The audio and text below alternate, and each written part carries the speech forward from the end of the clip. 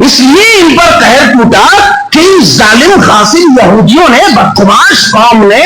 اللہ کے نبی حضرت زکریا علیہ السلام کا خون کیا تھا، اور ان کے دامن میں حضرت زکریا جو معصوم من الخطا، اللہ کے پیارے نبی، اللہ کے پیارے پیغمبر، اللہ کے برگزیدہ بندہ ہے، حضرت زکریا علیہ السلام کو قتل کیا۔ اور یہاں تک کہ ان ظالم قوموں نے حضرت عیسیٰ مسیح علیہ السلام کو قتل کرنے کے پورے षڑینتر رچ دیے، قتل کرنے کی پوری سازش رچ دیے اور قتل کرنے کی پوری تیاری کی، مگر آپ کو معلوم ہے اللہ تبارک و تعالیٰ نے حضرت عیسیٰ مسیح علیہ السلام کو زندہ آسمان پر اٹھا لیا۔ دوسرا وعدہ یہ تھا کہ حضرت عیسیٰ علیہ السلام کے 70 سال بعد، حضرت عیسیٰ مسیح علیہ السلام کے 70 سال بعد ان پر قہر ٹوٹا۔ کیوں قہر ٹوٹا؟ اس لیے ان پر قہر ٹوٹا کہ ظالم غاصب یہودیوں نے، بدخواش قوم نے اللہ کے نبی حضرت زکریا علیہ السلام کا خون کیا تھا، اور ان کے دامن میں حضرت زکریا جو معصوم من الخطا، اللہ کے پیارے نبی، اللہ کے پیارے پیغمبر، اللہ کے برگزیدہ بندہ ہے، حضرت زکریا علیہ السلام کو قتل کیا۔ اور یہاں تک کہ ان ظالم قوموں نے حضرت عیسیٰ مسیح علیہ السلام کو قتل کرنے کے پورے ષڑینتر رچ دیے، قتل کرنے کی پوری سازش رچ دیے اور قتل کرنے کی پوری تیاری کی، مگر آپ کو معلوم ہے اللہ تبارک و تعالیٰ نے حضرت عیسیٰ مسیح علیہ السلام کو زندہ آسمان پر اٹھا لیا اور اپنے پیارے رسول کو اس طریقے سے اپنے پیارے رسول کی حفاظت کی۔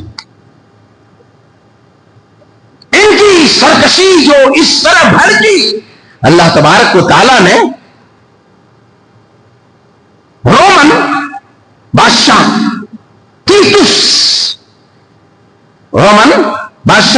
تیتس کو ان پر مسلط کر دیا۔ یہ عیسیٰ مسیح علیہ السلام کے 70 سال بعد کا واقعہ ہے۔ پھر سے تاریخ دہرائی گئی، اللہ نے ان کے وہ اچھے دن لوٹا دیے تھے، مگر اچھے دن کی انہوں نے قدر نہیں کی، پھر سے بدگماشی کی، پھر سے نبیوں کو قتل کیا، پھر سے مومنوں کو قتل کیا، اللہ کے برگزیدہ بندوں کو پریشان کیا۔ پھر اللہ تبارک و تعالیٰ نے ان پر اپنا قہر توڑا، اپنا غضب ڈھایا اور روم کے بادشاہ تیتس کو ان کے اوپر مسلط کر دیا، اور وہی بیت المقدس میں کما دخلوه اول مرتی ولیتبروا ما علوا تکبیرا، دوسری مرتبہ اسی بیت المقدس میں، اسی یروشلم میں، اسی فلسطین میں داخل ہو کر کے ان ظالم قوم کا اس طرح صفایا کیا، اس طرح بے دریغ کا تھا، ان کے گھروں میں گھس کر اور بہت سارے لوگوں کو، بہت سو کو انہوں نے غلام بنا لیا، قید کر لیا، اور بلکہ ان کے مذہبی صحیفوں کو انہوں نے پاؤں تلے روندا بھی، اور بیت المقدس ہیکل سلیمانی کو بھی تاراج کر کے رکھ دیا، بیت المقدس اور ہیکل سلیمانی کو بھی تاراج کر دیا، توڑ دیا۔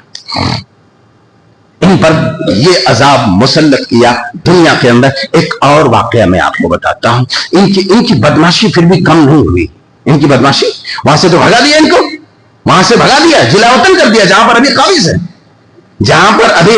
ان ظالموں نے قبضہ کیا ہے، اور اللہ کی مخلوق کو اس روئے زمین پر شرمسار کر کے رکھ دیا ہے، اور ساری دنیا آج دیکھ رہے ہیں ایک لمبی مدت تک تماشائی بنی رہی اور تماشائی بن کر کے دیکھتی رہی، مگر لوگوں کی غیرت جاگی اور دنیا والوں کے اندر جو انسانیت کا کہیں نہ کہیں کوئی جذبہ چھپ کر کے تھا، وہ انسانیت کا جذبہ چھپا ہوا وہ شعلہ جوالا بن کر کے اٹھا۔ اور آپ دیکھیں گے یورپی ممالک میں، بلکہ میں یہ کہنے پر حق بجانب ہوں گا کہ مسلمانوں کے ممالک سے زیادہ یورپین ممالک میں مسلمان جو غزہ میں، فلسطین میں جو شہید ہو رہے ہیں، جو بچوں کے لاشوں کے پر خچے اڑ رہے ہیں، جو مسلمانوں کے بیٹیوں کے چتھڑے ہو رہے ہیں، اور معصوم مسلمانوں کے ٹکڑے بم بارود کے ساتھ آسمان میں فضاؤں میں اڑ رہے ہیں، ان کے خلاف انہوں نے احتجاج کیا۔ آپ دیکھیں فرانس دیکھیں، اٹلی دیکھیں، اسپین دیکھیں، اور دنیا کے بڑے बड़े यूरोपियन ममालिक को देखें जिनको लोग दुश्मन तस्वुर कर रहे थे, आज अल्लाह ताला ने उन्हीं के दिलों में रहम डाला और एक आप देख रहे होंगे ग्लोबल सुमो फ्लोटिला के नाम से एक